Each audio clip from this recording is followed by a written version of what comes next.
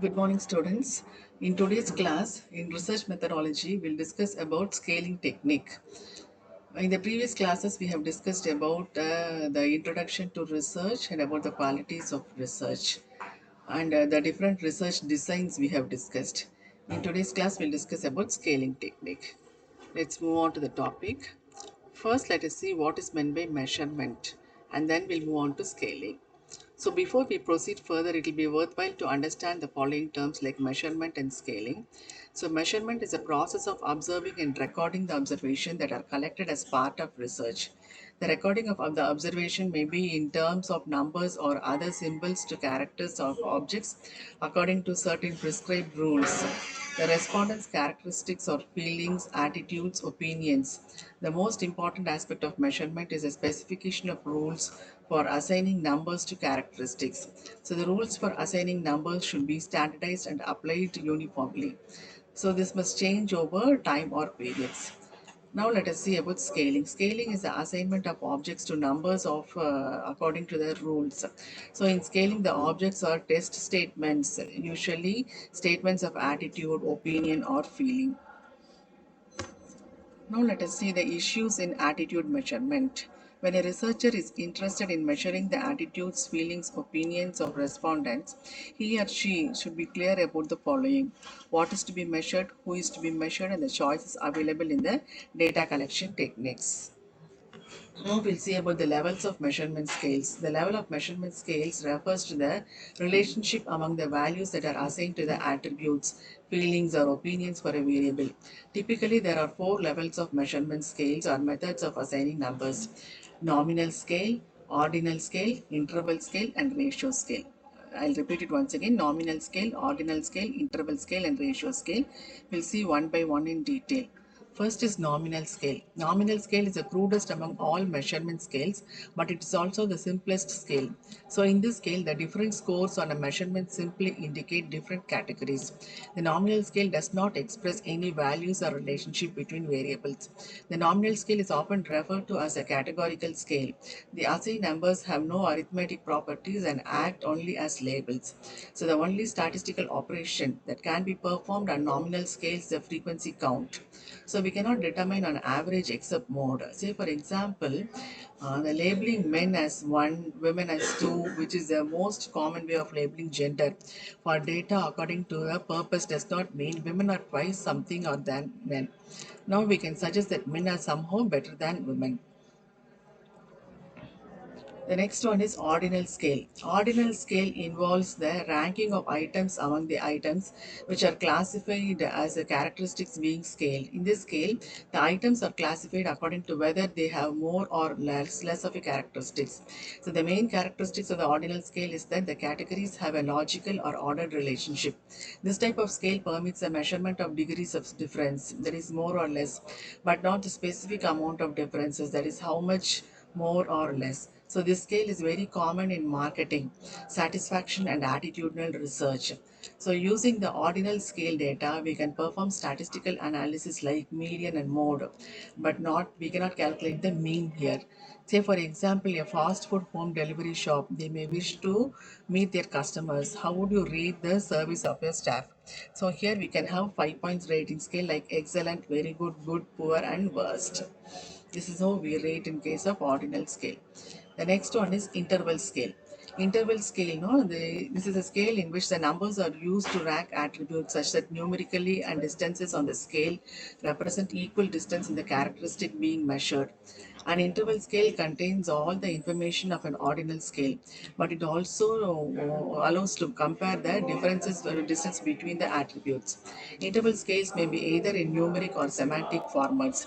The interval scale allow the calculation of averages like mean, median, as well as mode, and we can also calculate the dispersion like range and standard deviation. Say for example, the difference between 1 and 2 is equal to the difference between 3 and 4 here. Further, the difference between that is 2 and 4 is twice the difference between 1 and 2. So measuring temperature is an example of interval scale, but we cannot say that 40 degrees Celsius is twice as hot as 20 degrees Celsius here. Now we'll see an example for interval scale in numeric format. You can go through the slide here. So the food supplied is fresh, tastes goods, value for money, attractive packaging, prompt time delivery. These are the parameters we have kept and we have rated for 5-point scale rating. So this is an interval scale example in case of semantic format. The next one is ratio scale.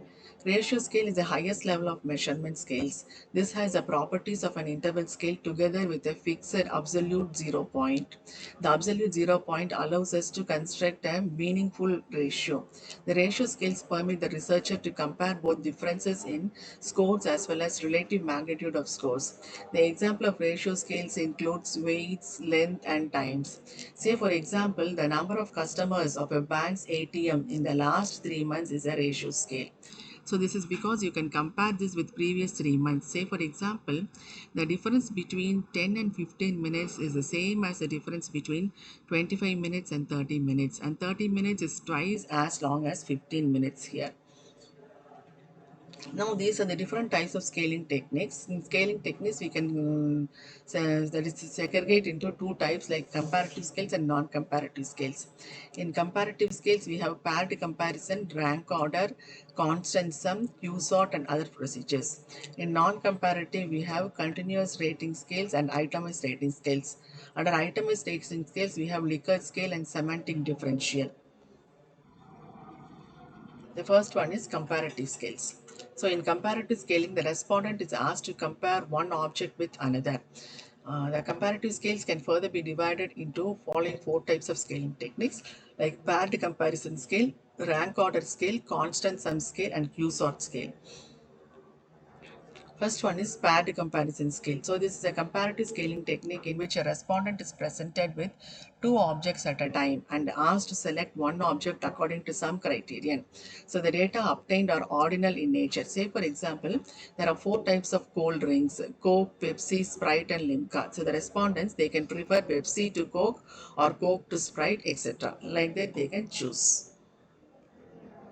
The next one is rank order scale. So this is another type of comparative scaling technique in which respondents are presented with several items simultaneously and asked to rank them in the order of priority. So this is an ordinal scale that will describe the favored and unfavored objects but does not reveal the distance between the objects. So the resultant data in rank order is ordinal data. So this yields better results when direct comparisons are required between the given objects. So the major disadvantage of this type of technique is that only ordinal data can be generated from this. So this is an example. We have taken the four cold drinks: Coke, Pepsi, Limca, and Sprite, and we rank here 1, 2, 3, 4, and so on. The next one is constant sum scale. So in this scale, the respondents are asked to allocate a constant sum of units such as points, rupees, or chips among a set of stimulus objects with respect to some criterion. Say, for example, you may wish to determine how important the attributes of price, fragrance, packaging, cleaning power, and lather of a detergent are to consumers. The respondents, they might be asked to divide a constant sum to indicate the relative importance of the attributes. So the advantage of this kind of technique is we can save time through this type of technique, and however the drawback what we face is the respondents may allocate more or fewer points than those specified in that. The second problem is respondents might be confused because of this. So this is an example here. And the attributes what we consider here are price, fragrance, packaging, cleaning power, lather. This is for the detergent. And we give the points here.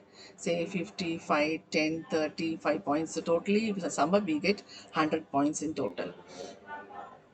The next one is Q-sort scale. So this is a comparative scale that uses a rank order procedure to sort objects based on similarity with respect to some criterion. So the important characteristics of this methodology is that it is more important to make comparisons among different responses of a respondent than the responses between the different respondents. So therefore, it is comparative method of scaling rather than an absolute rating scale. So in this method, the respondent is given statements in a large number for describing the characteristics of a product or a large number of brands of a product. So this is an example where we have taken magazines in order to give rating here. like preferred most, like, neutral, dislike, and preferred least. These are the rating scales we have kept for the magazines. The next one is non-comparative scales. In the non-comparative scaling, respondents, they need only to evaluate a single object. So their evaluation is independent of the other object which a researcher is studying. So the non-comparative scaling techniques are divided into two, namely continuous rating scale and itemized rating scale. The first one is continuous rating scale. So this is very simple and highly useful in continuous rating scale. So the respondents rate the objects by placing a mark at the appropriate position on a continuous line that will run from one extreme of the criterion variable to the other. Say for example, we can ask question like, how would you rate the TV advertisement